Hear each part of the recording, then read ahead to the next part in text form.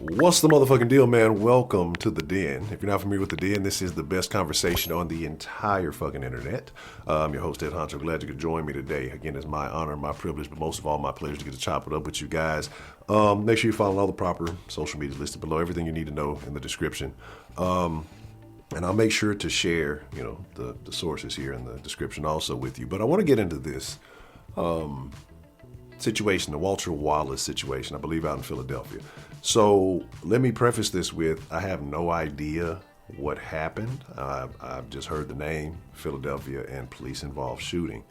But I want to shout out to Beyond the Funny Nigga for sharing this with me, because this is something that bothers me when these type of situations happen. And so what I'm going to do, I will do my due diligence and look more into it, and I'll put out another video when I get a little bit more understanding of the situation. But I want to talk about this kind of specifically, what's going on in this clip here, this news clip. And I believe they're bringing out his children and letting them speak on it. I have a problem with politicizing the kids. It's not like these days nothing's off limit, but I'm going to talk about it. We're going to kind of watch it together, and I'll explain to you the little things that bother me and why I think this is a problem for the kids, and just kind of everything that's going on with it. And if you hear a little weird yipping in the background, obviously, this is Scotty. Calm down. He's having good dreams down here. Y'all know he ain't. He's been a little under the weather. So anyway, but let's get into it, right? We do this raw and uncut. All right, so here we have it, right? And we're going to kind of watch this, and I'm going to explain everything that's going on here, right? And let's just get into it. You on? His kids could say these three his kids.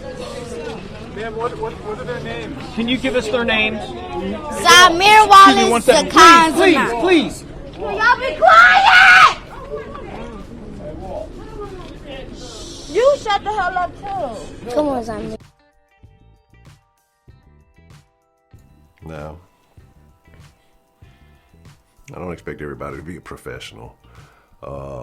There's this saying that I see a lot of people using on the Twitter, especially in Black Twitter, reading the room. Like, I get it. But you just sometimes, this is why I guess you have other people speak for people sometimes in situations like these. It just starts off a little ratchet. I'm not saying there's nothing terribly wrong happening here, but just to say it's not starting off under the best circumstances. But let's get into it and why I think this is a real problem. Let's kind of watch a little bit more. Tell us your names. Zamir. What's your name? Zakar Wallace. What's your name, bud? Zana.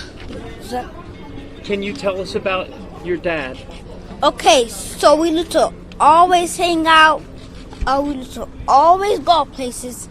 And we need to always play around. That's all right, son. Keep going.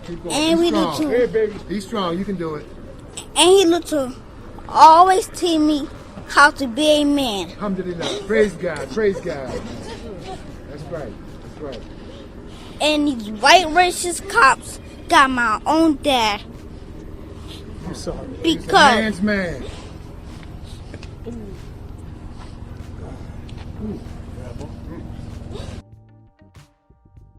All right, so real quick, and I kind of should pause a little bit earlier before I got into that, but you can see the one little kid obviously doesn't want to be there, right? And I just have an issue while you're putting these kids at the front of this again to make this, I guess, put this in the court of public opinion to gain favor again. I don't know anything about it, so I'm really just looking at this situation solely, and I guess basing off things you've seen in the past. But I think it's traumatizing these kids when they just lost their dad already, and then now you're putting them out in front of all these people on camera. You can tell they really don't want to. But I'm going to get a little bit more into it in a second. So let's kind of finish this up. and black life still matter. Amen. It's good, man. It's good. Stay strong, man. I will. That's it. Very good, son. Anything else we can help you with this evening? Mom, stay. let's jump back over here. But so after watching that, man, this is clearly a staged situation, right? This is clearly a situation where this young man was coached up to say some things. If you kind of notice some little stuff at the end, he was kind of upset, but then smiling towards the end, almost as, hey, okay, I did it right. Good job, again, like I say, when you're memorizing something, right, and you kind of struggle through it a little bit, and you're like, oh, okay, you get it, and then you're like, oh, you get kind of proud of yourself at the end. Situation like that. Because I'm wondering why, in such a situation where you're sad, you're frowning, you're upset, you just lost your dad, and you kind of get a little smiley. And I'm not knocking the kids in any way in this situation. I think they're being pushed to the forefront of this thing, and that's what's bothersome to me. That's what makes me the most upset about this, right? Obviously, the little kid in the red shirt looked like he didn't even want to be on the stage, didn't want to say anything. And I think that children this young don't know the gravity of the situation. But again, I'm sure they're sad, but you could just kind of see it on their faces. Maybe they're not quite understanding, or maybe because it's something new, the attention and all the things that are going on with it, right? But either way, I don't think you need to be pushing kids to the forefront of a situation. I don't think that, especially when you're talking about, let these children grieve. If they are truly grieving, this is a traumatic situation, right? They are growing up, if he is as active as the young man, it says, in their lives, and they're losing a big part of their lives. But for some reason, just the wording, the little fist at the end, Black Lives Still Matter, these are not things that the overwhelming majority of small or younger children are thinking about, right? Or even concerned about. The white racist cops got my own dad. Again, I just have a hard time believing that these are this young man's own words. And again, not blaming him. Someone is coaching him up to say certain things, to put him on television. They know there are going to be cameras. Hey, let's make sure you're saying the right thing instead of just getting on there, being a child and saying, willy-nilly kind of stuff. So, hey, we're just going to help you. Make sure you're saying the right things. And then we're going to kind of put this in at the end for that dramatic effect, because we live in a day and age where it's all about PR. You know what I mean? It's all about how we can get represented out there on social media. And again, I'm not saying right or wrong. I have no idea what's going on in the Walter Wallace situation. So like I said, I will be doing my due diligence, and I will get more information and share my thoughts on that. But I'm just talking about on either side, whether it's law enforcement, whether it is, the victims or the people on the receiving end who may have gotten killed or feel like they're victimized. Getting it out there in the court of social media, the court of public opinion, which is social media now, is what's most important. Because once you have a wave of people believing a thing, once you have a wave of people having a certain mentality about a thing, the hardest thing to do in the world is to change someone's opinion on something. You can provide evidence, you can provide proof. You can give the most logical solutions to anything possible.